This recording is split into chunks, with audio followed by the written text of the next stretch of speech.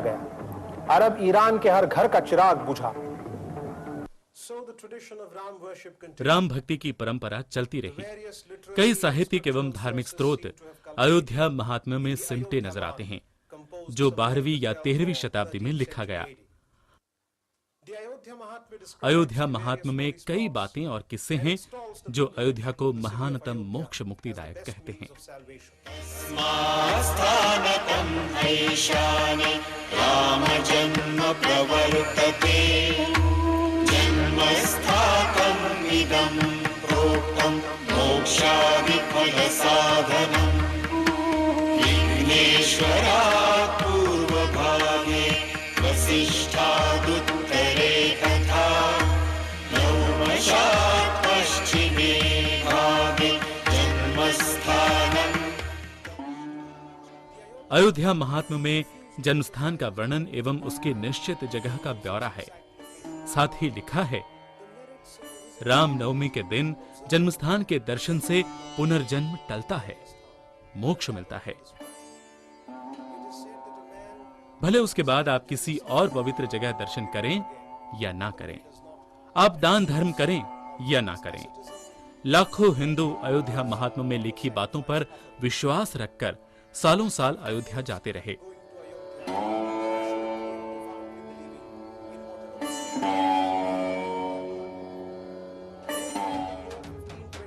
फिर सन 1526 सरहद के उस पार से एक आक्रामक मध्य एशिया के फरगाना प्रांत से आया जहरुद्दीन मोहम्मद बाबर।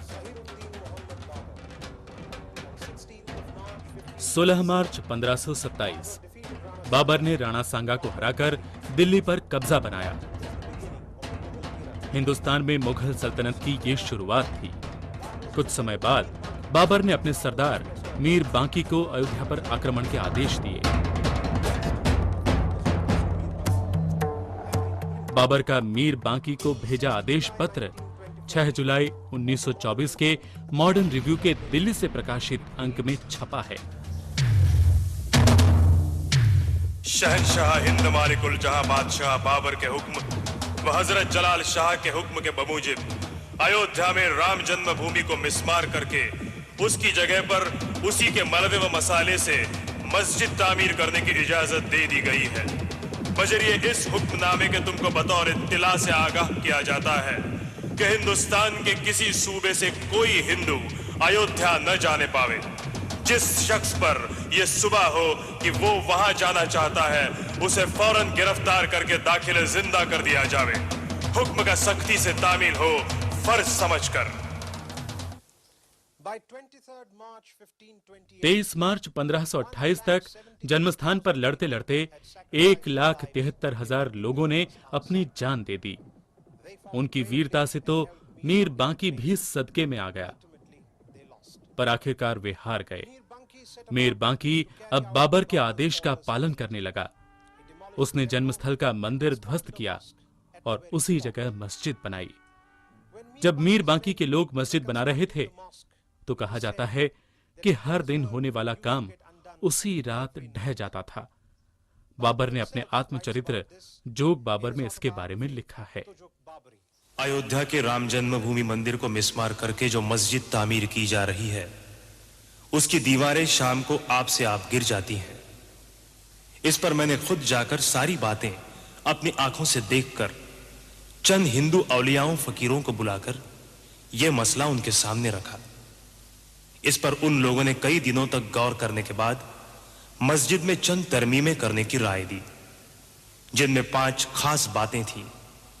यानी मस्जिद का नाम सीता पाक या रसोई रखा जाए, परिक्रमा रहने दी जाए, सदर गुंबद के दरवाजे में लकड़ी लगा दी जाए, मीनारें गिरा दी जाएं और हिंदू महात्माओं को भजन पाठ करने दिया जावे।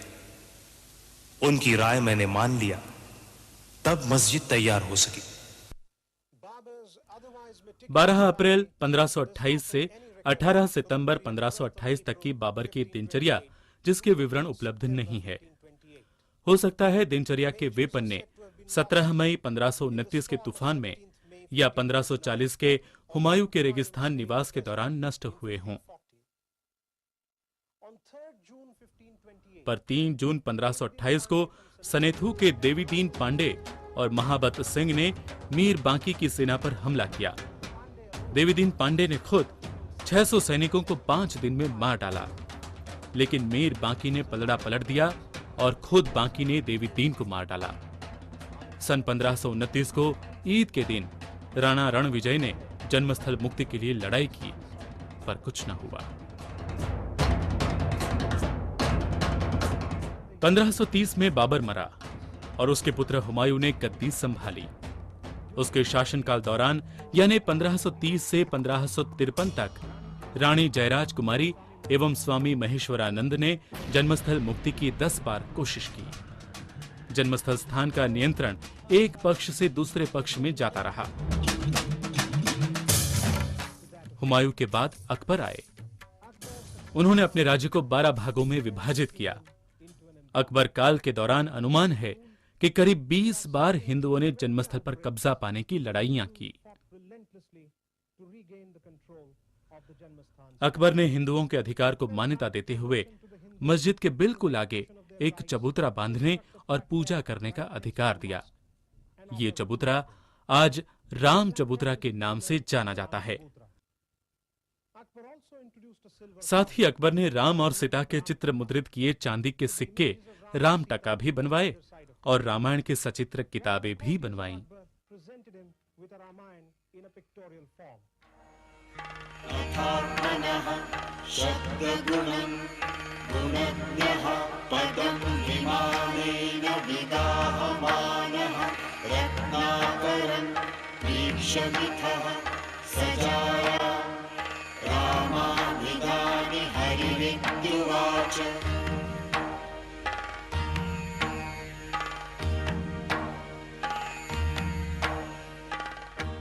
अबुल फजल अकबरनामा एवं यान अकबरी के लेखक अब्दुल फजल अयोध्या को श्री राम का निवास एवं हिंदुओं की पुण्य भूमि मानते हैं। जहांगीर के शासनकाल दौरान सन 1608 और 1611 के बीच कभी तो विलियम फिंच ने अयोध्या को भेंट दी। उन्होंने भी दुर्ग रामकोट में श्री राम का निवास होने की पुष्टि अपने लेख में दी, जिसे विलियम फोस्टर ने अपने किताब अर्ली ट्रेवल्स इन इंडिया में शामिल किया है।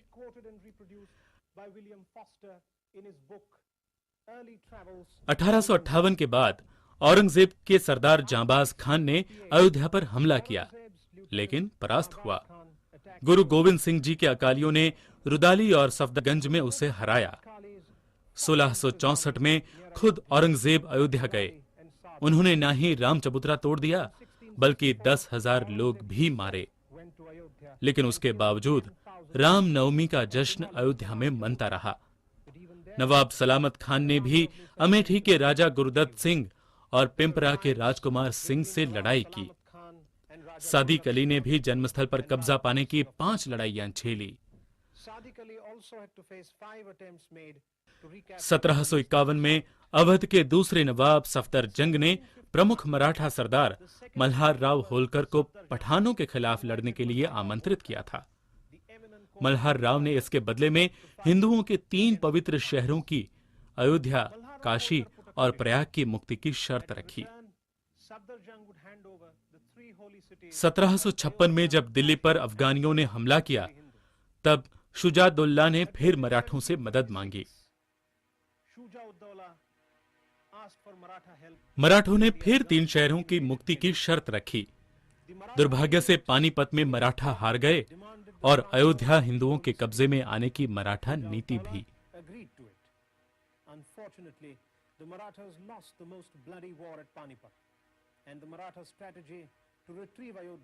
आगे अयोध्या और राम जन्मभूमि की लड़ाइयां करीब 100 साल तक ठंडी रही, लेकिन इन 100 सालों में कई इस्लामी और पश्चिमी लेखकों ने इस बात को माना और लिखा कि बाबर के